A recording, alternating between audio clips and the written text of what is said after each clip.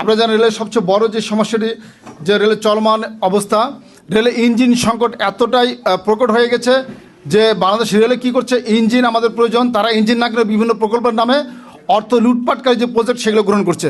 অথচ রেলের সবচেয়ে বেশি প্রয়োজন এখন ইঞ্জিন, কোচ এবং রেল লাইন সংস্কার।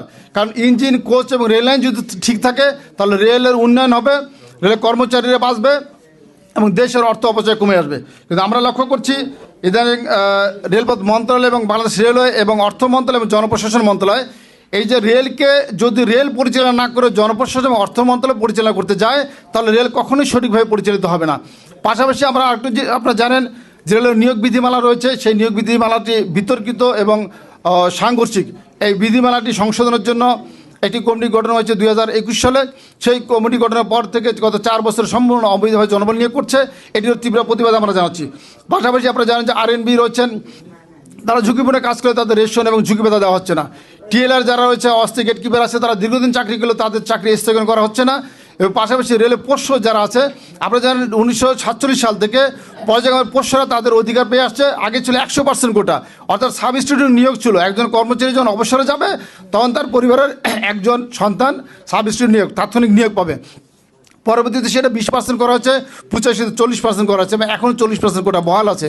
এবং আপনারা জানেন যে কোনো প্রজ্ঞাপন বা বিধি দ্বারা কোনো আইন বাতিল করার সুযোগ নাই। এবং আপনারা জানেন যে কোটার যে বিষয়টি বলা হয় যে রেলের পোশাকটা কেন প্রয়োজন, কারণ রেলের কর্মচারীর সন্তানরা চাকরি পাওয়ার পূর্বে অর্ধেক প্রশিক্ষিত। কারণ আমরা বাবা মারা চাকরি করছে সেটা আমরা দেখে আসছি। এবং আপনারা জানেন যে আমরা কর্মচারীরা ছোট জন্মের পর থেকে রেলের ছোট থেকে বড় হয়ে আসছে এবং একটা পর্যায়ে কিন্তু এই কর্মচারীর সন্তানরা চাকরি পাওয়ার পূর্বে অর্ধেক প্রশিক্ষিত হয়েছে। কারণ আমার বাবা মারা কী কাজ করে দেখে শিখছি। আপনারা লক্ষ্য করবেন একজন ডাক্তারের ছেলেমেয়েরা কিন্তু মানে ডাক্তারি না পড়লে অর্ধেক কিন্তু শিখে যায়।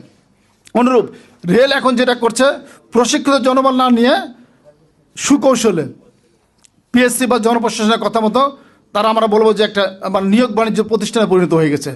কারণ তারা চাকরি পাওয়ার পূর্বে যোগাযোগ করে এবং নিয়োগ বাণিজ্য করেন।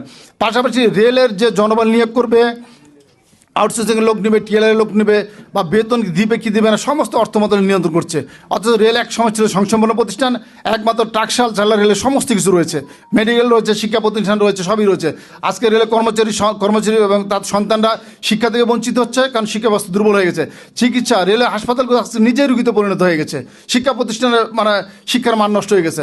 সর্বোপরি আপনাদের মাধ্যমে আজকে আমি দেশ এবং সরকারকে এবং রেল কর্তৃপক্ষকে বলবো যে আপনারা সবার আগে রেলকে বাঁচান এবং রেলকে একটি বোর্ড গঠন করে রেলকে স্বায়ত্তশাসন পূর্বে যেটা ছিল সেইভাবে রেলকে যে পরিচালনা করা যায় এবং কর্মচারী বান্ধব নিয়োগ বিধান প্রণয়ন সহ রেলের কর্মচারী অধিকার প্রতিষ্ঠার জন্য আজকে মিডিয়া কর্মী এবং সংবাদের মাধ্যমে আপনাকে আহ্বান জানাচ্ছি যে আসুন আমরা রেলকে যেটা বলছি রেলকে আমরা রক্ষা করি